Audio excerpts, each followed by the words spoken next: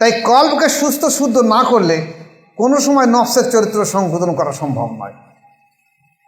যদি কেউ কল্পের সুস্থ শুদ্ধ না করে সরাসরি নফসের উপরে প্রেশার সৃষ্টি করে মনে করে আমি ভালো হয়ে যাব, নফস আরও বেশি শক্তিশালী হবে। উপস্থিত তরিকাতে সালেকিন বৃন্দ,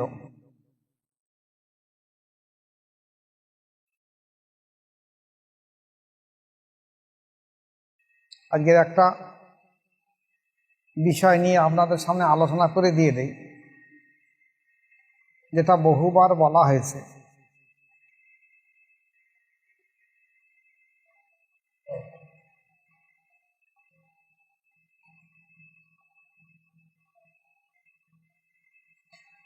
আমরা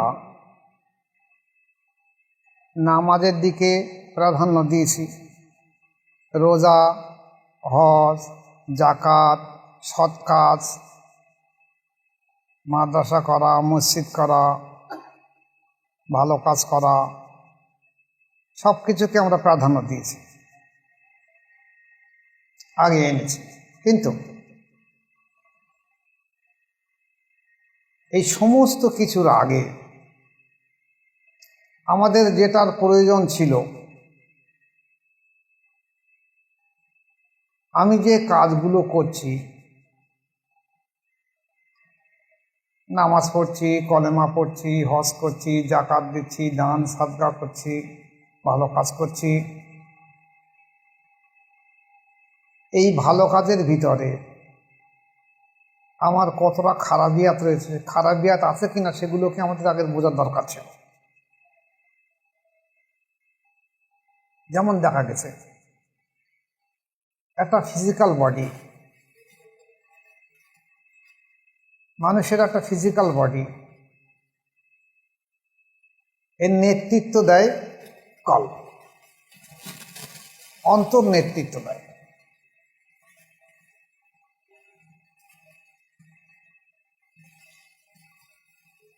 যেটার জন্যে বুজুর্গান দিনগান বলেছেন যে দেখো,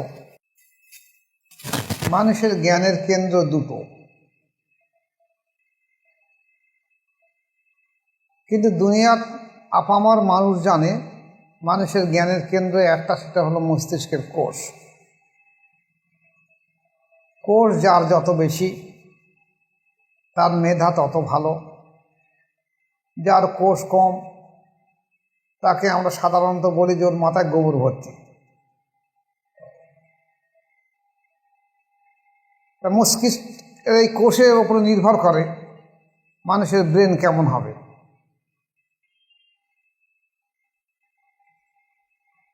এটা একটা জ্ঞানের কেন্দ্র। বাহ্যিক দুনিয়ার যত জ্ঞান আছে সমস্ত জ্ঞানের হেড সেন্টার হলো মস্তিষ্ক। আর আল্লাহ এবং আল্লাহ রসুলকে জানা, বোঝা, পরিচয় পাওয়া, এর জ্ঞানের কেন্দ্র হলো মানুষের অন্তঃকরণ।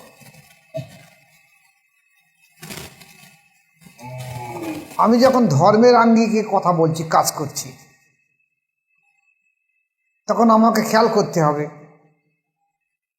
আমার অন্তরের সম্পর্কে কতটা ওয়াকিবহাল আছে।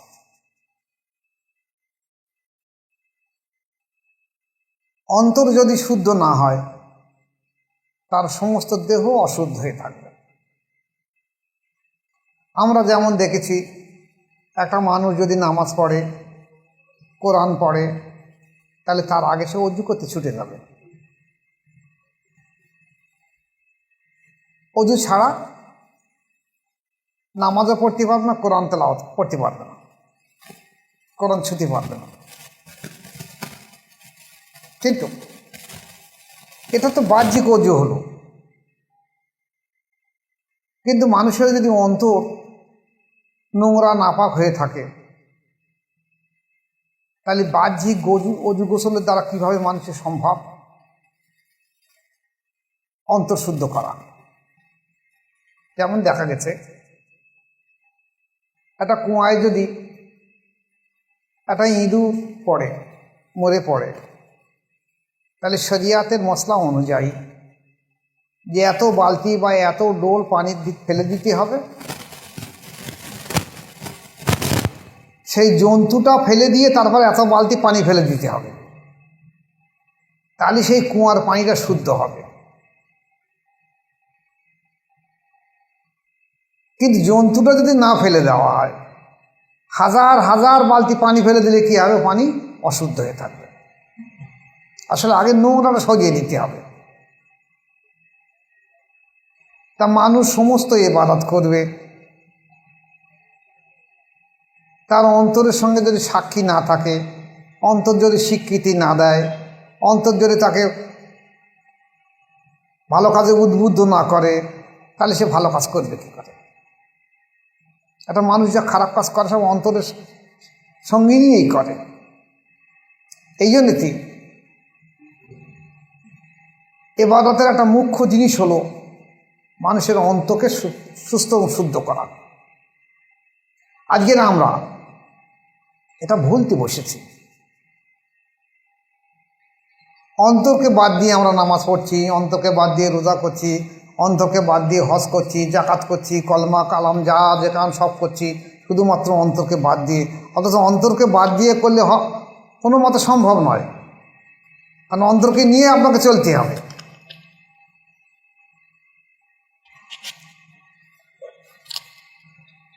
যেখানে রাসূল পাক সাল্লাল্লাহু আলাইহি ওয়াসাল্লামের হাদিস এসেছে যে আল্লাহ পাক তোমাদের শরীর এবং আকীদার দিকে তাকায় না, তাকায় তোমাদের অন্তরের দিকে। এই অন্তর সম্পর্কে রাসূল পাক সাল্লাল্লাহু আলাইহি ওয়াসাল্লাম আঙুল দিয়ে ইশারা করে বলতেন, সেটা হলো অন্তর হলো এখানে বুকে রেখা।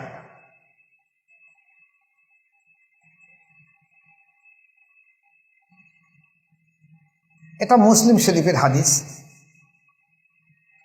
তাহলে আল্লাহ পাক বাহ্যিক ক্রিয়াকলাপ বা চেহারার দিকে আকীদার দিকে না তাকিয়ে অন্তরের দিকে তাকায়, তাহলে আমি কি করছি আমার অন্তরের দিকে বিচার হবে।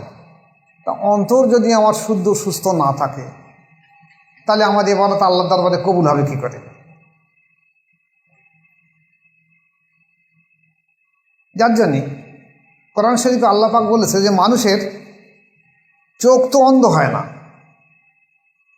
কিন্তু বুকের মাঝে যে কলব আছে এটাও অন্ধ হয়ে যায়। চোখ অন্ধ হয় না, চোখ অন্ধ হয় বাহ্যিকভাবে দুনিয়ার জন্য, কিন্তু অন্তরে যে চোখ আছে সেটা যদি অন্ধ হয়ে যায়, সব অন্ধ হয়ে যাবে। যার কারণ স্বরূপ রাসূল পাক সাল্লাল্লাহু আলাইহি ওয়াসাল্লাম বলেছেন কি, আলা ইন্না ফিল জাসাদি মুদগাতান ইজা সালুহাল জাসাদু কুল্লুহু ওয়াইজা ফাসাদাল জাসাদু কুল্লুহু আলা ওয়াহিয়াল কালব।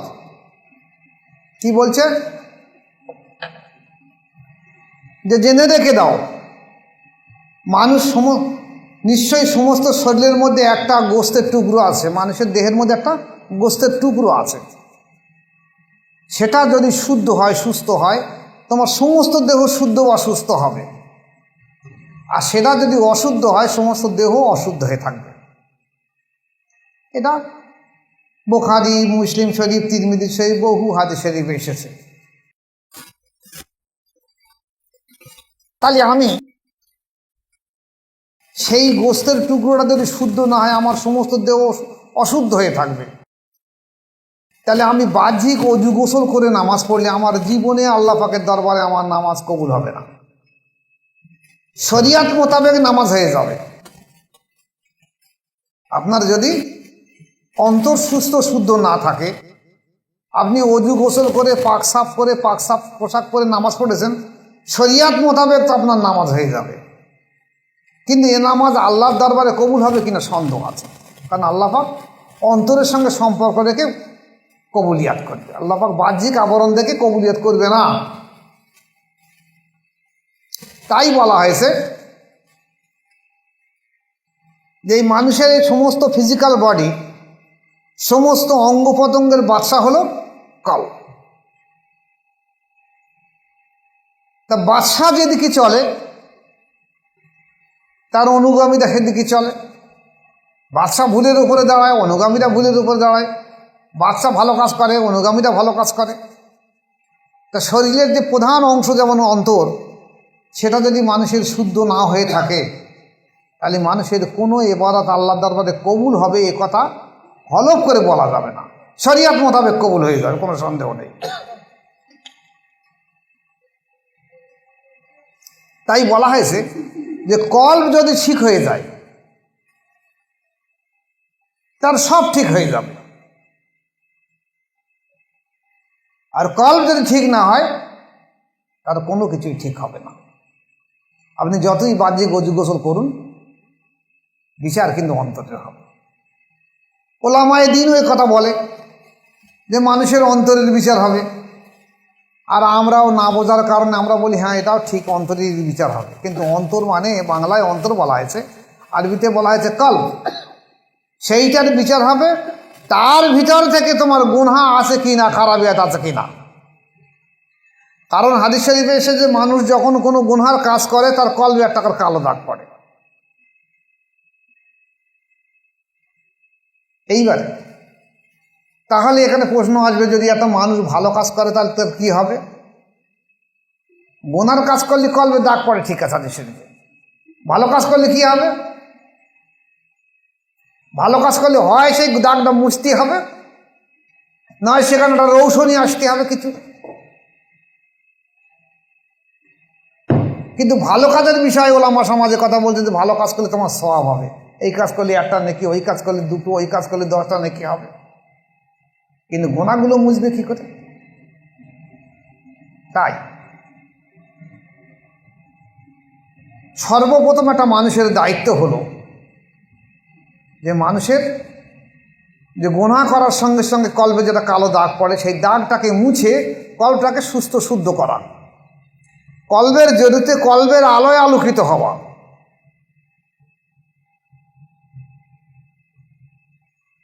নবী বা রসুল এসেছে দুনিয়ার বুকে, সর্বপ্রথম তাদের কাজ হলো একটা মানুষের অন্তরকে শুদ্ধ সুস্থ করে দেওয়া। অন্তরকে শুদ্ধ সুস্থ করে দেওয়া হলো প্রধান কাজ। আমাদের অনেক ভাইরা বলে আমি এই জমাতে যাচ্ছি, ওই জমাতে যাচ্ছি, এটা নবীওয়ালা কাজ। কিন্তু প্রধান কাজ হলো অন্তর শুদ্ধ সুস্থ করে দেওয়া, দিয়ে আল্লাহর সঙ্গে জোর পয়দা করে দেওয়া। এইবার সে কঠোর সাধ্য সাধনা করবে। বাহ্যিক সূরা কেরাত, বাহ্যিক আমল আখলাক, এর দ্বারা অন্তরের কোনো পরিবর্তন হয় না। অন্তরের পরিবর্তন করতে গেলে আলাদা চ্যাপ্টার, সরাসরি অন্তর কীভাবে সুস্থ হবে সেইটা দেখতে হবে। এই দিকে লক্ষ্য রেখে বুজুর্গনা দিনগণ তরিকার দিকে ইঙ্গিত দিয়েছে। যেটা মানুষ যদি অন্তর সুস্থ শুদ্ধ না হয়, তাহলে অন্তরকে নিয়ে সে নফসের বিরুদ্ধে মুজাহিদা করবে। কারণ নফস অন্তরের মুখাপেক্ষী, নফস কলবের মুখাপেক্ষী। তাই কলবকে সুস্থ শুদ্ধ না করলে কোনো সময় নফসের চরিত্র সংশোধন করা সম্ভব নয়। যদি কেউ কলবের সুস্থ শুদ্ধ না করে সরাসরি নফসের উপরে প্রেশার সৃষ্টি করে মনে করে আমি ভালো হয়ে যাব, নফস আরও বেশি শক্তিশালী হবে। আমরা যেটা বাহ্যিক দৃষ্টান্ত দেখেছি কি, যে গাছে ফল হলে, বেশি ফল হলে ডালটা নিচের দিকে ঝুঁকে যায়। একটা মানুষ যখন আল্লাহওয়ালা হয়ে যায় তখন সে মাথা হ্যাঁট হয়ে যায়। কিন্তু একটা মানুষ যদি হজ করে হয় তার মাথা উঁচু হয়ে যায়, সে আর মাথা হ্যাঁট করে চলে না। কেন? তার যদি অন্তর সুস্থ শুদ্ধ থাকে তাহলে তার মাথা হ্যাঁট হয়ে যাবে, নতুবা মাথা উঁচু হয়ে থাকবে। সে মনে করবে আমি একটা এমন ভালো কাজ করেছি যারা তার নফস আরও বেশি শক্তিশালী হবে। তাই আপনি যেই ইবাদত করুন, আল্লাহ এবং আল্লাহ রসুলকে চেনা জানা, কোরআন এবং হাদিসকে বোঝা অন্তর ছাড়া সম্ভব নয়। মস্তিষ্কের করে জীবনে বুঝতে পারবে না। মস্তিষ্ক কোষে দুনিয়ার সমস্ত শিক্ষার কেন্দ্র, সমস্ত শিক্ষা বোঝা যায়। আর আল্লাহ এবং আল্লাহ রসুলকে বা কোরআন এবং হাদিসকে বোঝার জন্য মানুষের অন্তর দরকার। এই অন্তরের মাধ্যম দিয়ে আপনার কাশফ আসবে, মুরাকাবা আসবে, মুশাহিদা আসবে, দর্শন আসবে, সব কিছু অন্তরের মাধ্যম দিয়ে। আর আপনি সেই জিনিসটা ভুলে গিয়ে আপনি ইবাদত করছেন। আমরা তাই করছি।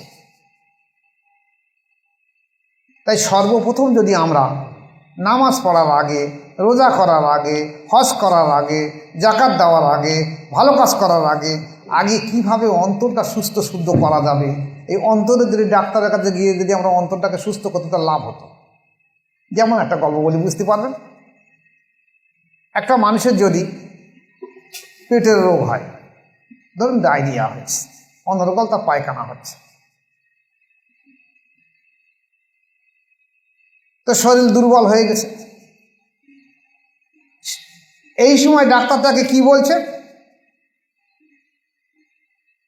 তোমাকে চিড়ে ভিজিয়ে খেতে হবে। অথচ ডাক্তারের দরকার ছিল এই সময় ভালো করে গোস্ত বা মাংস ভালো করে কষা কষা করে রান্না করে তার খেতে দেওয়া। তার তো অনর্গল পায়খানা হচ্ছে। ডাক্তার আরো বলছে তোমাকে চিড়ে ভিজিয়ে খেতে হবে। রুগীকে ডাক্তার এই সময় বলে না যে তোমার যখন অনর্গল পায়খানা হচ্ছে, শরীর দুর্বল হয়ে যাচ্ছে, তোমাকে একটা ভালো ভিটামিন দেই, দিলে আরো মরে যাবে তাড়াতাড়ি। কারণ এর কোনো ফায়দা হবে না। আগে দরকার ওর পেটটা ধরাও, পেট সুস্থ করে দিয়ে এইবার ভিটামিন দেওয়ার কোনো কাজে লাগবে, নতুবা ও ভিটামিনের কোনো কাজে লাগবে না। এটি তদ্রূপ আপনার অন্তর যদি সুস্থ শুদ্ধ হয়, এবার আপনি যে ইবাদত করবেন সেই ইবাদত আপনার আল্লাহ দরবারে কবুল হবে। আর যদি অন্তর শুদ্ধ সুস্থ না হয়, কোনো ইবাদত আল্লাহ দরবারে কবুল হবে না। এখন যদি বলেন তাহলে কি আমাদের ইবাদত করবো না? হ্যাঁ, ইবাদত করুন, ইবাদত অবশ্যই করুন। পাশাপাশি তদন্ত করুন কোন পদ্ধতির মাধ্যম দিয়ে আমার অন্তরটা সুস্থ শুদ্ধ হয়, নতুবা আমার ইবাদত আল্লাহ দরবারে কোন কবুল হবে না। কারণ আল্লাহ পাক বাহ্যিক ক্রিয়াকলাপ, বাহ্যিক আচার আচরণ, বাহ্যিক চেহারার বিচার করবে না, বিচার করবে অন্তরের। আর সেই অন্তরে যদি আপনি নোংরা রেখে দেন, তাহলে আপনার বিচার কি হবে? তাই আমার জনসাধারণ প্রত্যেকের কাছে আমার অনুরোধ যে আপনারা যারা ইবাদত করছেন, ভালো কাজ করছেন, ভালো কাজ করুন, কিন্তু পাশাপাশি এটাই খেয়াল রাখুন যে আগে আমরা অন্তরটাকে শুদ্ধ করে নেই। আর অন্তর সুস্থ শুদ্ধ করার জন্যে যে কোনো মাসাহেক, যে মাসাহেকের দরবারে গেলে অন্তর শুদ্ধ সুস্থ হয়, সেটা ওটা মাসাহেক তালাশ করে সেখানে যান। এই জন্যই বড় পীর আব্দুল কাদের জিলানী রহমতুল্লাহ থেকে সমস্ত মাসাহেক ওলামায়ে কেরাম মানে কথা বলেছেন যে অন্তর শুদ্ধ সুস্থ করা, নফসের তাজকিয়া করার জন্যে মাসাহের কাছে বায়াত গ্রহণ করা ফরজে আইন। আর বায়াত ছাড়া কোনো সময়, মুর্শিদের তাওয়াজ্জুহ ফায়েজ ছাড়া কোনো সময় অন্তর জিকির জারি হবে না। অনেকে এমন কথা বলে, তাহলে আমি যদি বায়াত নাই তাহলে হবে না। না, জীবনেও হবে না। আমি আমার মুর্শিদ কেবলা শাহ সুফি জয়নুল আবেদিন মোজাদ্দেদি রহমতুল্লাহকে জিজ্ঞাসা করেছিলাম যে তাহলে কোনো মতো সম্ভব না? বলছি হ্যাঁ, লাখে একটা কোটিতে একটা হতে পারে, কিন্তু ওটা সংবিধান না, ওটা পদ্ধতি না। সংবিধান পদ্ধতি এটা যে আপনাকে বায়াত হয়ে মুর্শিদের তাওয়াজ্জুহ ফায়েজের মাধ্যম দিয়ে আপনার অন্তর জিকির জারি হতে হবে। আর সেখানে ওলামায়ে সমাজে কথা বলতে যে আমি বায়াত হব কেন, আমি মুর্শিদ দরবারে যাব কেন, জীবনে অন্তর শুদ্ধ সুস্থ হবে না, ওইভাবে মরে যাবে, ওইভাবে জাহান্নামে হবে। আল্লাহ আমাদের প্রত্যেক ভাইকে জানা, বোঝা এবং আমল করা এবং আহলে বায়াতের মধ্যে দাখিল করার তৌফিক দেখ। ওমা আলাইনা ইল্লাল বালাগ। আসসালামু আলাইকুম ওয়া রাহমাতুল্লাহি ওয়া বারাকাতুহু।